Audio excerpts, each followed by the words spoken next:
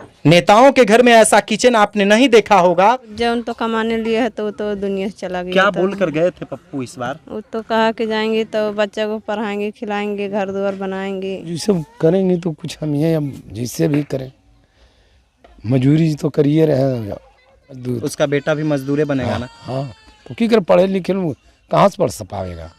नहीं ना पढ़ पाएगा। नहीं, कहाँ से पढ़ पाएगा? अगर कोई लोग सामने आएंगे कि मैं इस बच्चा को पढ़ाऊंगा, तब आप प्रयास कीजिएगा? हाँ, जरूर करेंगे। हाँ। बालासोर ट्रेन हादसे में नवादा जिले के मड़रा गांव निवासी पप्पू मांझी की मौत हो गई थी। पप्पू मांझी अपने गांव मड़रा से चेन्नई मजदूरी करने के लिए जा रहे थे। फिलहाल इस वक्त हम उसी मड़रा गांव में पप्पू मांझी के घर के पास मौजूद हैं।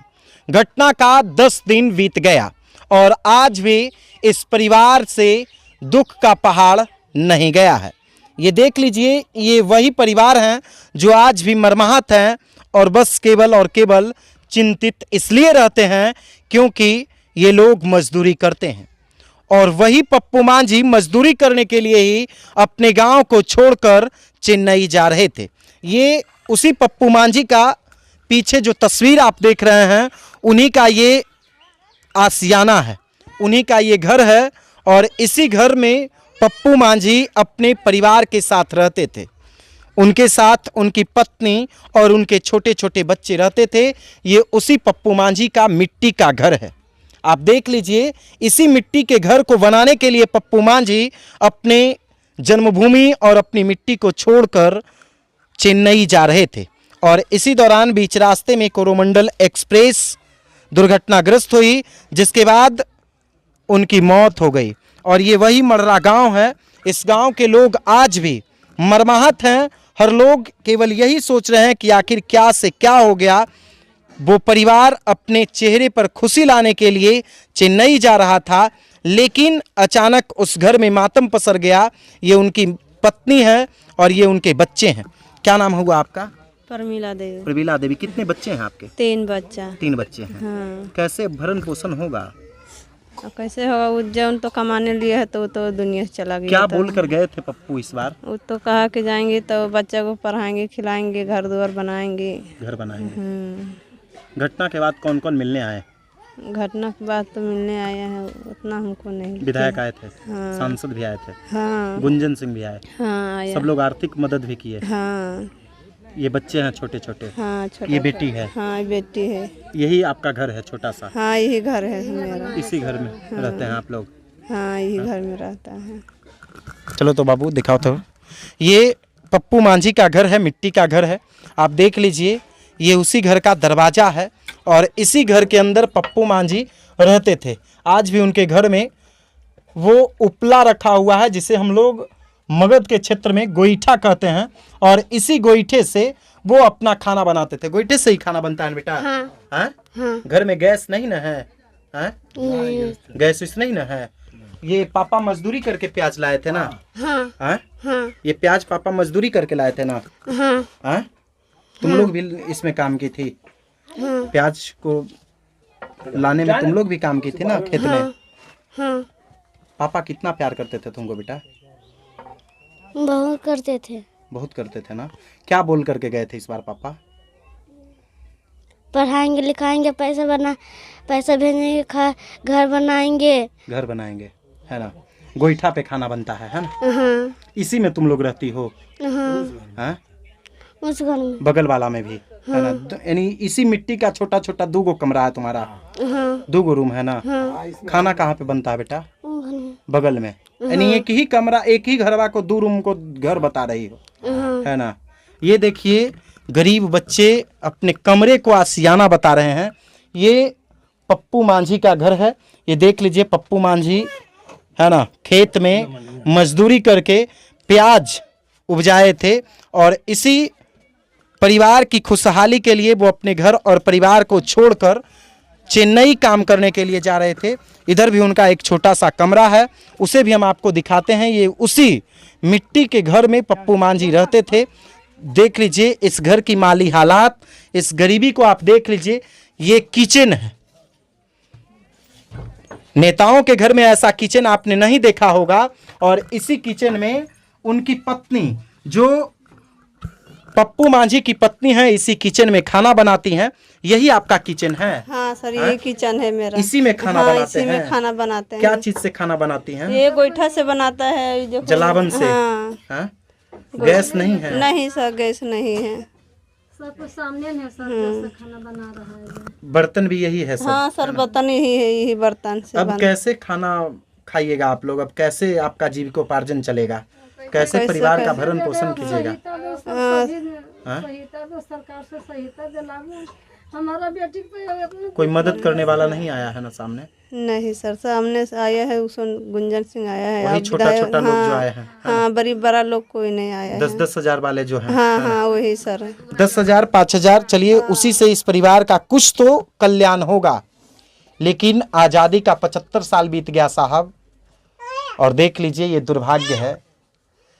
जिस पूरे देश में उज्ज्वला योजना संचालित की जा रही है, जिस घर में गैस से खाना बनता है, प्रत्येक महिलाओं के आंखों की रोशनी को बरकरार रखने के लिए, उनके सम्मान को बरकरार रखने के लिए उज्ज्वला योजना लाया गया था। उस पप्पू मांझी, वही पप्पू मांझी जो ट्रेन हादसे का शिकार हो गया और ट्रेन हादसे में उसकी जान चली गई, उसके घर में जलावन से खाना बनता है। और ये छोटा सा कमरा है, और इसी कमरे में देख लीजिए एक छोटा सा बेड है जिसको चौकी बोलते हैं, और चौकी पर वो पूरे परिवार सोते हैं और रहते हैं। पूरा अंधेला घर है, और इस घर में अभी बिजली भी नहीं है। और इसी घर में पप्पू मांझी अपने पूरे परिवार के साथ रहते थे। 3 बच्चे, टोटल 3 बच्चे हैं ना? 3 बच्चे हैं ना? हाँ, सर, आप 3 कौन हुए? बच्चे। हम परवीला देवी के माँ है सर। यानी आप सास हुए पप्पू हाँ, मांझी के? पप्पू मांझी की सास है सर। तो बोला कि हम माँ से हम जा रहे हैं बाहर कमाने के लिए, से बाल बच्चा के आप नाती नतनी के देखिएगा, तो आपके नाती नतनी के पढ़ाएगा लिखाएगा। अब मिट्टी के घर है, हमारा बाबूजी से नहीं बन सका माँ, तो हम कमा के बनाएगा, तो हमारा दामाद नहीं बना पाएगा। ये अरमान लेकर के जा रहे थे पप्पू मांझी, है ना, कि घर बनाएंगे, बेटा को पढ़ाएंगे।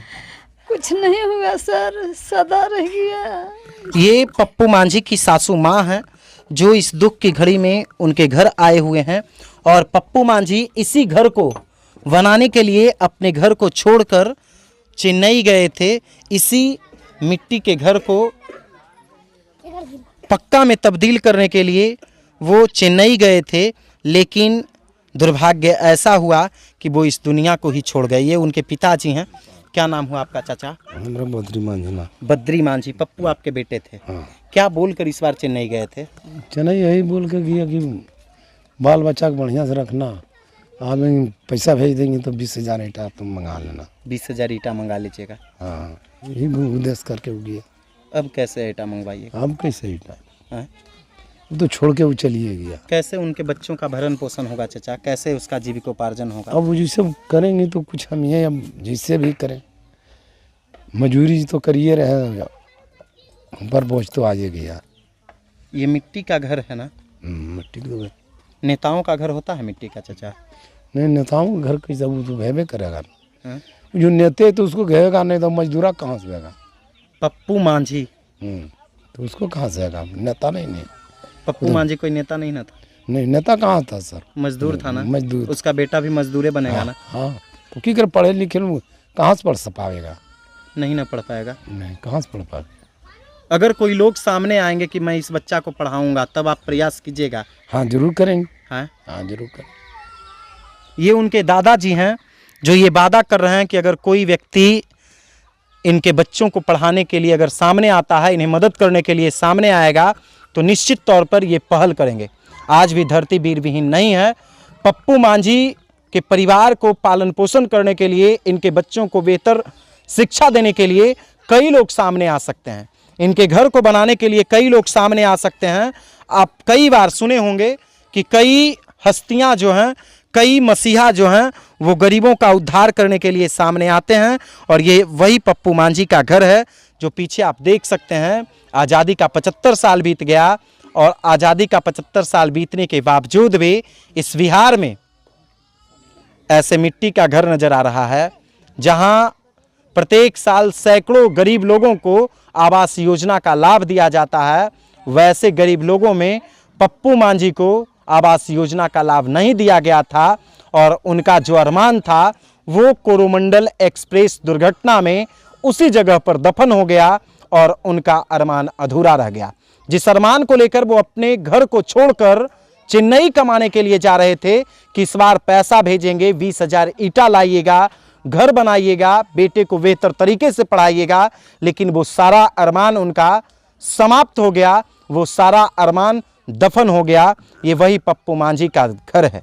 10 दिन बाद भी आज तक इस परिवार का जो दुख है वो बरकरार है। लगातार परिवार के आंखों से आंसू आ रहा है और आंसू आना भी जायज है, क्योंकि ये पेट के लिए अपने आप को कुर्बान कर दिए। ये पेट की भूख को मिटाने के लिए अपनी मिट्टी को छोड़कर चेन्नई जा रहे थे। परिवार वालों के चेहरे पर खुशी लाने के लिए परिवार से दूर जा रहे थे, लेकिन बीच रास्ते में इनकी मौत हो गई और पूरे परिवार का हालात बेहाल हो गया है। गांव के लोग आज भी घर के पास बैठकर चिंतित रहते हैं, केवल और केवल दुखित परिवार को, जो पीड़ित परिवार हैं, उन्हें सांत्वना देते हैं, उन्हें धाड़स बढ़ाते हैं कि इस दुख की घड़ी में आप शांति से काम लीजिए, धैर्य से काम लीजिए। लेकिन वो पप्पू मांझी का स्वप्न, वो पप्पू मांझी का अरमान आज भी अधूरा रह गया और उनके मिट्टी का घर जस का तस रह गया।